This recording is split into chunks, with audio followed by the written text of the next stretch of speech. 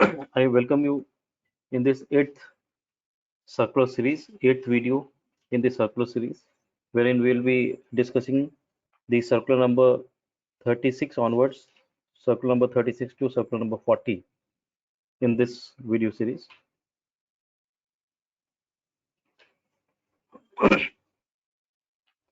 Friends, this is the circular number 36 of 2018, which is dated 13th March 2018. And this circular has been issued for the purpose of clarification regarding the refund application for UIN entities, the entities which are having the unique identity numbers. Now, GST Council in the 23rd meeting, which was held at Guwahati, has decided that the entities having unique identity number may be given the centralized registration at the option of such entities, and it has also been decided that the central authorities will be responsible for all the administrative compliances in respect of such entities. Now, in order to clarify some of the issues and to ensure the uniformity, the board has issued this circular. First is status of registration for UINs. Now, entities having UIN are given a special status under the Act, and these are not covered within the definition of registered person. These entities have been granted UIN to enable them to claim refund of GST paid on inward supply of goods or services or both received by them. So that is the intention कि उनको एक separate registration UIN दिया जा रहा है, and that the only intention is that they can claim the refund of the inward supplies of goods or services or both which are received by them, and therefore any such entity is making a supply of goods or services or both in course or furtherance of business, then such entity will need to apply for GSTIN as per the provisions contained in the CGST Act, read with the rules made thereunder. The process of application we all are aware, rule 17 में पूरा process दिया हुआ है कि वो कैसे application करेंगे, and कोई भी व्यक्ति जो सेक्शन 25 सबसेक्शन 9 क्लॉज ए में कवर्ड है, he will have to submit an application electronically in GST REG 13 on the common portal. और इसलिए स्पेशलाइज्ड एजेंसी जो भी है यूएनओ की और any multilateral financial institutions and organisation notified under the United Nations privileges and immunities act, consulate या embassy of foreign countries, उनको apply करना पड़ेगा यूआईएन के लिए जीएसटी आरईजी 13 में. और due to the delay in making available GST REG 13 on the common portal, एक alternate mechanism, because शुरुआत में ये सब इश्यूज थे और ये नोटिफिकेशन मार्च 2018 का है सर्कुलर, सो काफ़ी सारे इश्यूज थे, तो उन्होंने एक अल्टरनेटिव जो मैकेनिज्म है वो बनाया, और जो भी क्लॉज ए सबसेक्शन 9 और सेक्शन 25 में कवर्ड थे जिनको रजिस्ट्रेशन लेना था, उनको बोला गया और उनको एडवाइस किया गया कि आप प्रोटोकॉल डिवीजन जो है मिनिस्ट्री ऑफ एक्सटर्नल अफेयर्स, उनको अप्रोच करें इस रिगार्ड्स में, and they will facilitate the grant of UIN in coordination with the CBEC or GSTIN. So it is now clarified that the facility of single UIN is optional and an entity may seek more than one UIN also. Filing of return by the UIN. So it is said that the procedure for filing is specified in sub rule 1 of rule 82 of the CGST rules. UIN entity is required to file details of inward supplies in form GSTR 11. Further, it has to be noted कि जो GSTR 11 है, it is required to be filed only for those periods for which refund is being claimed. जहाँ पे आप refund claim कर रहे हैं उसी period का GSTR 11 आपको file करना है. In other words, UIN entity is not claiming refund for a particular period, then there is no requirement of filing GSTR 11. Moving further, applying for refund by UIN agencies की वजह उसके clarifications में क्या है? So they have said that all the entities who have been issued UIN and are notified under section 55 of the CGST Act will be eligible for refund of inward supply of goods or services in terms of 16/2017. तो इस notification के हिसाब से उनको वो eligible रहेंगे कि उनको रिफंड मिलेगा. Further, it is to be noted that the conditions which are specified under the said notification, it needs to be complied with while applying for the refund claims. जो भी conditions that has to be complied in relation to the refund claims, and the field officers are hereby instructed to ensure that all the certificates, undertaking, etc., as stipulated in the said notification, be duly checked while processing the refund claims. Further, they are saying procedure जो refund application file करने का है वो rule 95 में lead है, जो ये बोलता है कि रिफंड क्वार्टरली बेसिस पे RFD 10 फॉर्म भर के फाइल किया जाएगा along with the statement of invert supplies in GSTR 11. Further, it is clarified that GSTR 11 along with RFD 10 has to be filed separately for each of those quarters for which the refund claim is filed. So separately आपको file करना है. Agencies जिनको UIN दिया गया है उनके लिए एक यूजर मैनुअल है जो gst.gov.in पे है. वहाँ पे स्टेप बाय स्टेप इंस्ट्रक्शन दिए गए हैं कि GSTR 11 कैसे भरना है और RFD 10 कैसे भरना है. So that can be referred.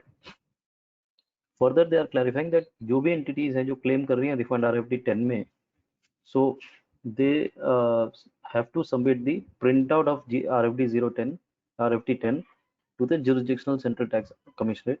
All the refund claims shall be processed and sanctioned by the respective central tax offices. In order to facilitate processing of refund claims of UIN entities, a nodal officer has been designated, जिसकी detail annexure ए में दी गई है. जो nodal officer है, तो application जो refund का जाएगा वो सबमिट होगा designated central tax nodal officer को इस स्टेट में और जहाँ पे UIN ऑब्टेन किया गया है. यहाँ पे कुछ ऐसे केसेस हो सकते हैं where the multiple UIN exist for the same entity but where later merged into a single UIN, जहाँ पे मल्टीपल थे और वो मर्ज होकर सिंगल में चले गए. In all those cases the field formations are requested to process refund claims for earlier unmerged UIN also, कि जो पहले जब तक मर्ज नहीं हुए थे तब तक की भी पिटीशन वो जो एप्लीकेशन है वो रिफंड की उसको भी अलग से प्रोसेस करें. Therefore, the refund application will be made with a single UIN only, but invoices of old UIN may be declared in the refund claim, which may be accepted and taken into account while processing the refund claims. Then they are clarifying how to pass the refund order and the settlement of funds. So they are saying that the facility of centralized UIN ensures that irrespective of the type of tax, कोई भी tax भरा हो आपने CGST, SGST, IGST, SS or state where such inward supply of goods or services have been procured, irrespective of the state also, all refunds would be processed by the central authorities only. Therefore, field formations are advised that all refunds to be processed on merits, irrespective of where and which type of tax is paid on inward supply of goods or services or both by such entities. ये बहुत clear है कि केवल central authorities ही इसको process करेंगी. Other than central authority there is no one who is authorised. Monthly report जो है prescribe format में एनेक्सर बी के हिसाब से जो फॉर्मेट है उसके हिसाब से director general of goods and services tax को हर 30th of the succeeding month में दी जाएगी. Field officer shall send a copy of the order passed for such refunds to their state counterparts for information purpose only. So that is what they are clarifying in this circular. This is annexure A जहाँ पे nodal officers हैं and this is annexure B जिस format में उनको report submit करनी है. तो friends this was 36/2018 जिसने UIN के केसेस में जहाँ पे UIN नंबर लिए गए हैं वहाँ पे पूरी प्रोसेस को एक्सप्लेन किया है कि रजिस्ट्रेशन कैसे होगा, रिटर्न्स क्या भरनी है और उनका रिफंड कैसे होगा. Friends moving to 37/2018. This deals with the clarification on exports related refund issues. Exports में इनिशियली बहुत सारे इश्यूज आ रहे थे रिफंड के. So they are clarifying this in this yet another circular 37/2018 जो 15 मार्च 2018 का है.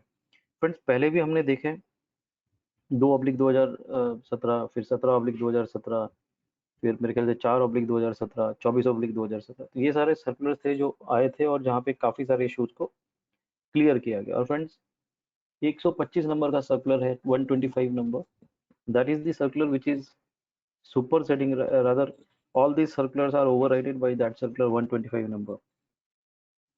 So we'll be touching upon that also, but at this point of time let us have some understanding of this. It says circular number 17 जो 15 नवंबर का था, 24 जो 21 दिसंबर का था, उन्होंने काफ़ी इश्यूज जो है in relation to processing of refund clear किए थे. तब से काफ़ी रिप्रेजेंटेशंस और मिले जिन्होंने कुछ फर्दर क्लैरिफिकेशंस मांगी विद रिलेशन टू रिफंड्स. उसको क्लैरिफाई करने के लिए और यूनिफॉर्मिटी के लिए, ताकि ये लॉ इम्प्लीमेंटेशन में यूनिफॉर्मिटी रहे, उसके लिए ये सर्कुलर इशू किया गया. First is non availment of drawback. जो थर्ड प्रोवाइजो है सेक्शन 54 सबसेक्शन 3 का, वो ये बोलता है कि जब आपने ड्रॉबैक लिया होगा तो आपको इनपुट टैक्स क्रेडिट का कोई भी रिफंड नहीं दिया जाएगा। ये फर्दर क्लैरिफाई किया गया है पैराग्राफ नंबर 8 ऑफ सर्कुलर 24 में। उस पैराग्राफ में बोला गया है कि 54 subsection 3 clause 2 of the CGST is the typographical error and it should be read as 54 subsection 3 clause 1 of the CGST. It may be noted that in the said circular, reference has been made only to central tax and integrated tax, state tax, union territory tax, and not to the customs duty leviable under the Customs Act. Therefore, a supplier who is availing the drawback only with respect to customs duty shall be eligible for refund of unutilized input tax credit of central tax, state, union territory or integrated tax or compensation. Meaning thereby जो भी customs का refund ले रहा है उसी को ये refund मिलेगा, और जो कस्टम्स के अलावा का ड्रॉबैक ले रहा है यानी टैक्स का भी ड्रॉबैक ले रहा है उसको रिफंड नहीं मिलेगा। So it is further clarified that refund of eligible credit on account of state tax shall be available even if supplier of goods or services or both have availed drawback in respect of central tax. Central tax का आपने अगर ले भी लिया होगा drawback तो भी आपको स्टेट टैक्स का तो रिफंड मिलेगा। जीएसटीआर 1 में इन्होंने एक अमेंडमेंट किया टेबल 9 में। What they are saying, it has been reported कि बहुत सारे रिफंड क्लेम है जो प्रोसेस नहीं हो रहे हैं because of the mismatches between data of GSTR 1 and 3B and the shipping bills and bills of export. इसकी वजह से रिफंड प्रोसेस नहीं हो रहे, और इस कनेक्शन में ये नोट किया जाए जो filing facility of filing of table 9 था जीएसटीआर 1 में, उसमें एक amendment table is there which allows for amendments of invoices, shipping bill, etc. in GSTR 1 for the earlier tax period. पिछले टैक्स पीरियड में भी अगर कोई ऐसी मिस्टेक्स रह गई थी तो that can be amended in table 9. And if a taxpayer has committed an error while entering the details of the invoice or shipping bill of export in table 6A or 6B or form GSTR 1, he can rectify the same in table number 9 of GSTR 1. So they are clarifying कि table 9 में जाके आप उसको rectify कर लीजिए अगर कोई भी एरर्स थी। फर्दर ये एडवाइस कर रहे हैं कि कोई भी रिफंड जो प्रोसेस कर रहे हैं जीरो रेटेड सप्लाईज के केस में, तो कोई भी इंफॉर्मेशन जो टेबल 9 में है जीएसटीआर 1 की सब्सिक्वेंट टैक्स पीरियड में वो कॉग्निजेंस में लिया जाए जहां पे भी एप्लीकेबल है। 26 नंबर के सर्कुलर को रेफर करने के लिए बोला जा रहा है जहां पे प्रोसीजर रेक्टिफिकेशन ऑफ एरर्स के बारे में लिखा है। 3B में अगर कोई एरर्स है तो उसको कैसे रेक्टिफाई की जाए, और इसलिए उन्होंने बोला है कि जहां पे भी डिस्क्रिपेंसीज हैं between the data furnished in GSTR 3B and 1, the officer shall refer the said circular and process the refunds accordingly. Exports without LUT. It says जहाँ पे भी export without payment of tax हुआ है, export of goods and services can be made without payment of tax under the rules provision of 96A of the CGST rules. So इस provisions में exporter is required to furnish a bond या letter of undertaking to the jurisdictional commissioner before effecting the zero rated supplies. ये detail procedure हमने देखा है circular number 8 में जो 4 अक्टूबर का था। Further, it has been brought to the notice of the board that in some cases such zero rated supplies have been made before filing of LUT and refund claims for unutilized input tax credit has been filed कि LUT भी नहीं लिया और उसके export भी कर दिया और फिर रिफंड भी क्लेम कर लिया। इस रिगार्ड्स में it is emphasized that substantive benefits of zero rating may not be denied where has been established that exports in terms of relevant provisions have been made. अगर एक्सपोर्ट जेन्युइनली हुए हैं तो उसका refund या उसका जो process करना है उसको नहीं अटकाया जाएगा। That has been clarified. जो LUT फर्निश करने में आपको डिले हुआ है वो कंडोन कर दिया जाएगा, और द एक्सपोर्ट की फैसिलिटी अंडर LUT में be allowed x post facto basis taking into account the facts and circumstances of the case. Export after the specified period. It says rule 96A में CGST rules में ये provide करता है कि कोई भी registered person export कर सकता है without payment of integrated tax एक LOT या बॉन्ड फर्निश करने के बाद, और he will be liable to pay the tax due along with the interest as applicable within a period of 15 days after the expiry of 3 months or such period as may be allowed by the commissioner from the date of issue of the invoice of the export if the goods are not exported outwardly. तो अगर export नहीं होगा तो 3 महीने तक उसको export करना पड़ेगा इनवॉइस के, अगर नहीं करता है तो उसको पूरा पेमेंट अलॉन्ग विद इंटरेस्ट करना पड़ेगा। और जो सर्विसेज के केस में वहाँ पे ये है कि 15 दिन के अंदर पेमेंट करना after the expiry of 1 year, और 1 साल के अंदर अंदर उसको जो है एक्सपोर्ट के बाद उसको पेमेंट आ जाना चाहिए कन्वर्टेबल फॉरेन एक्सचेंज में. अगर पेमेंट नहीं आएगा then the question of interest and tax recovery starts. Further it has been reported कि एक्सपोर्टर्स को बोला जा रहा है कि वो इंटीग्रेटेड टैक्स भरें जहाँ पे गुड्स एक्सपोर्ट किए गए हैं लेकिन 3 महीने के अंदर गुड्स ऑफ जो 3 महीने के अंदर जो एक्सपोर्ट किया है उसके अंदर इशू नहीं, इनवॉइस इशू कर दिया है लेकिन 3 महीने के अंदर एक्सपोर्ट नहीं किया गया, वहाँ पे बोला जा रहा है कि आप पेमेंट करें. तो इन दिस रिगार्ड जो एम्फेसिस है वो ये है कि जीरो रेटेड है, आईजीएसटी एक्ट में है, और जब तक गुड्स एक्चुअली एक्सपोर्ट नहीं होते even after period of 3 months, payment of IGST first and claiming refund at a subsequent date should not be insisted upon. क्योंकि आप पहले पेमेंट करें आईजीएसटी का बाद में उसका रिफंड ले, there is no point in doing it. And therefore, in such cases, the jurisdictional commissioner may consider granting extension of time limit, for export as provided in the subrule of on post facto basis, keeping in view the facts and circumstances of each case. The same principle shall be followed in respect of export of services also. तो ये भी इन्होंने clarify कर दिया कि अगर नहीं आपके गुड्स एक्सपोर्ट हो पाए 3 महीने के टाइम लिमिट में, तो उनको ये कंपेल करना कि अब आप टैक्स भरें और बाद में फिर वो रिफंड लें, उसका कोई मतलब नहीं है. वो टाइम पीरियड को एक्सटेंड किया जा सकता है. डेफिशिएंसी मेमो, तो this is a schedule which is there for each refunds कि अगर कोई ऐसा डेफिशिएंसी रहेगा तो उसको डेफिशिएंसी मेमो दिया जाएगा, और जो क्लेमेंट है उसको फ्रेश रिफंड एप्लीकेशन, जो भी डेफिशिएंसीज है उसको रिमूव करके वो फ्रेश रिफंड एप्लीकेशन फाइल कर सकता है. तो हम skipping this. Self declaration for non prosecution, he will have to make a self declaration. ये ऑलरेडी हमने पहले सर्कुलर्स में पढ़ा है. तो ये बोल रहा है कि जो भी एक्सपोर्ट एलयूटी में आप करोगे 37/2017 में, जो except to those who have been prosecuted for any offense under CGST or IGST or any of the existing laws in force, in case where the amount of tax evaded is more than 2.5 crores. तो उस situation में ये बोलता है कि person जो export करना चाहता है अंडर एलयूटी उसको एक सेल्फ डिक्लेरेशन देना पड़ेगा at the time of submission of LUT that he has not been prosecuted. तो उसको एक्सप्लेनेशन देना पड़ेगा, एक डिक्लेरेशन देना पड़ेगा that he has not been prosecuted, and the persons who are not eligible to export under LUT are required to export under bond. उनको bond देना पड़ेगा, और उसमें एक हमने ये भी पढ़ा था कि उसमें बैंक गारंटी भी मांगी जा सकती है. Refund of transitional credit, in this the explanation given is that refund of unutilized input tax credit is allowed into two scenarios. 54(3) में दो तो सिनारियो में देते हैं, पहला जब जीरो रेटेड हो, दूसरा जब इन्वर्टेड ड्यूटी स्ट्रक्चर हो. तो ये क्लैरिफाई कर रहे हैं कि जो ट्रांजिशनल क्रेडिट है वो pertaining to duties which is paid under the existing law which is central excise और Finance Act Chapter 5, that is Service Tax. The same cannot be said to have been availed during the relevant period and therefore not to be treated as part of net ITC. Discrepancy between the values of GST invoice and shipping bill. तो again अगर ऐसी कोई भी discrepancies हैं और उसकी वजह से रिफंड प्रोसेस नहीं हो पा रहा है, then it is said कि जो भी रिकॉर्डेड वैल्यूज हैं जीएसटी इनवॉइस में वो नॉर्मली ट्रांजेक्शन वैल्यू होगी जो सेक्शन 15 के हिसाब से डिटरमाइन की जाएगी. तो सेम ट्रांजेक्शन वैल्यू में भी recorded in this shipping bill और बिल ऑफ एक्सपोर्ट. सो ताकि जब प्रोसेस करेंगे रिफंड को तो दोनों मैच हो जाए, और इन दोनों में से जो, और अगर कहीं डिफरेंस होगा तो इन दोनों में से जो भी वैल्यू कम होगी उसके हिसाब से रिफंड सैंक्शन होगा.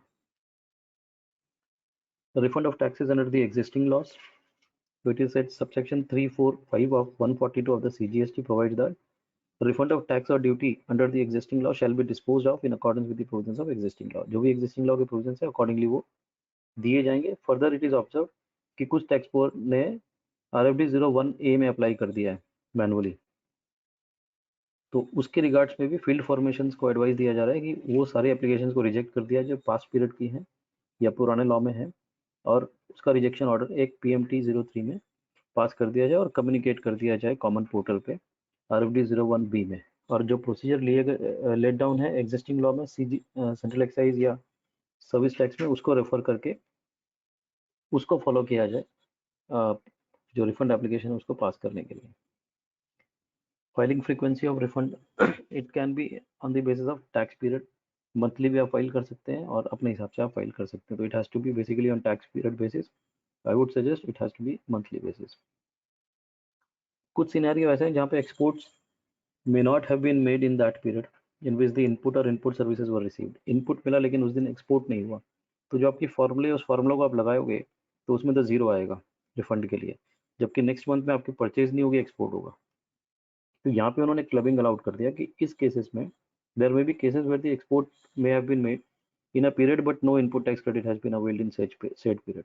The above referred rule, taking into account such scenarios, defines relevant period in the context of the refund claim and does not link it to a tax period.